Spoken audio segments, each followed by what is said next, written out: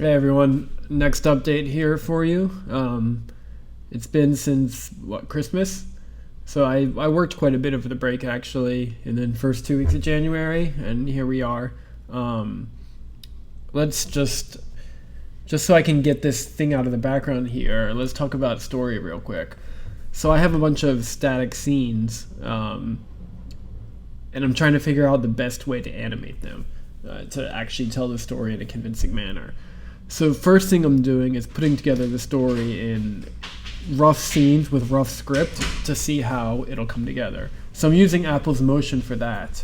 Let's take a look. So Motion is kind of cool in that it allows you to transition easily instead of having to write code. So just watch the playhead here. I can fade out, move, basic movement, things that the SpriteKit engine can do. I won't be able to do crazy effects or, burning in text or anything like that. So just arranging everything. And then over here, you have properties and behaviors of everything that makes it easy to transition to the engine because I have the actual numbers to use. And then don't quote me on this, but I think there's some way to export this in kind of a code-friendly way. I have to read more into it. I just vaguely remember reading that, but I'll see if it was JSON or XML or something. But anyway, so I'm working on that, and just to show you, here's kind of what that result would look like. Just basic motion, basic text, of how I might tell the story. Other things going on in the background that you can't really see here are talking to a copy editor in Script Helper, someone who has lent his expertise, and then also talking to a friend of mine who does trailers, those sorts of things for video games, but he understands the flow and timing of videos, so he'll be able to help me, tell this story in a better way. Anyway, that story. The other thing is heroes.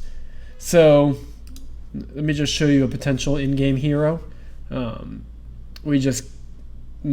illustrator Scott just came up with this guy. The idea is that SurveyMonkey has this product called SurveyMonkey Audience, and they can make it so that, let's say, 300 people in your target demographic, which I'm working to figure out, will be given this survey to find out who they would like the most, and is it because of the way they look, or because of their abilities, or looks and abilities, but are the main two distinguishing factors. But also, let's say, 80% of people like two characters in particular, but there's a third character that only the remaining 20% of people like. That would make the top three, with the ultimate goal trying to get real sound data on which characters would most likely be purchased as in-app purchases. So right now we have 8, and I'm going to start that survey, and it'll be neat to compare their guesses and estimates to the actual real sales data when it comes out. It's just it's a fun experiment and we'll share the results once all that's done. That's heroes. Now for the actual game. Let's run it.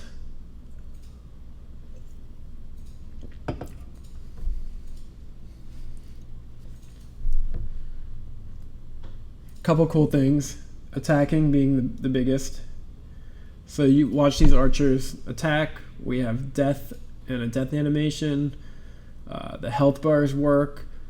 The archers, watch them, they'll rotate as the target gets too far out of range. They should do it again here soon. The things like there are bugs. As you can see, that last guy is stuck in his existing position. Other things that I had to consider are whether you need to be able to attack and then cancel that attack with the move command, or if you're moving, cancel the move with an attack command, and how all of that flows. It seems simple enough, but the order of operations. So I'm going to attack the guys. Now I'm going to try to break the attack by moving them. And you'll see the leader moves, and then everyone, once they're done finishing their last shot, will start to catch up. So we'll let them move. They're still walking, and then mid-move, let's attack. And then they should stop their move and start attacking, which they do. So that's cool. Even cooler is the health bars. I love the health bars. I posted an article on the blog, which you can read more about the decision making going into it. But what's cool is the way it's implemented. And I'm still trying to see if I can get an even more clever implementation. But basically, you have a block of grids that go behind the shield, and then there's a copy of the shield used as the mask, and then the grid is cropped. The problem is, this is 9 health. I also have to make an image 8 health with 1 block missing, 7 health with 2 block missing, and so on. So that's the kind of repetitive and also not efficient process, in that there's just so many images. It works for this case because they're so small, but yeah, anyway. Cool effect, mediocre implementation. We'll see if I can get it better. Other than health bars and ranged unit attacking, I briefly started just today. Let's see how combat with swords might look. Here we go. Tons of issues with this, but a lot of it's just ironing out the details, and not that it won't actually work.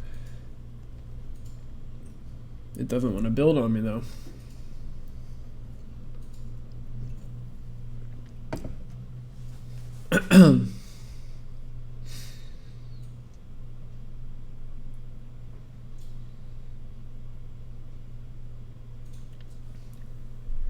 So we got these guys.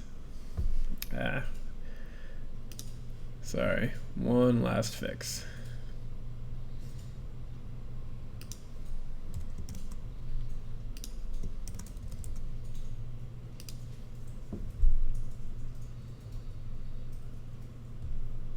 Another thing to point out why this is building, by caching the enumerate child nodes with name method, which basically goes over the entire game and finds all character nodes.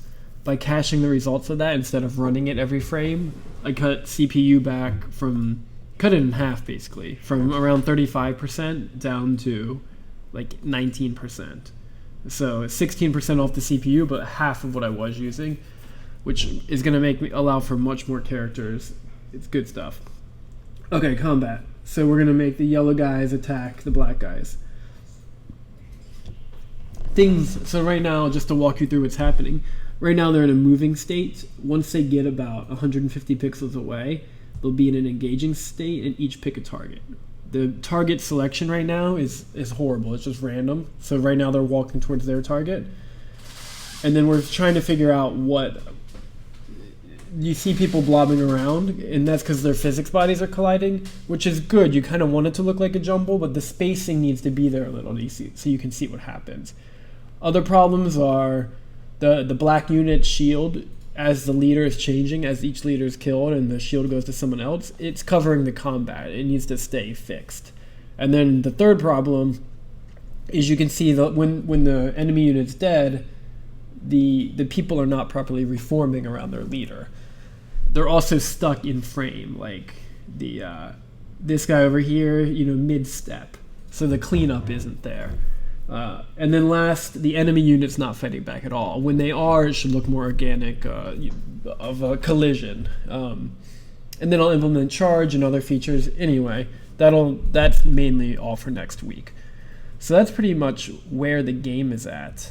And then last, for anyone interested in technical, I rewrote over the break the state machine.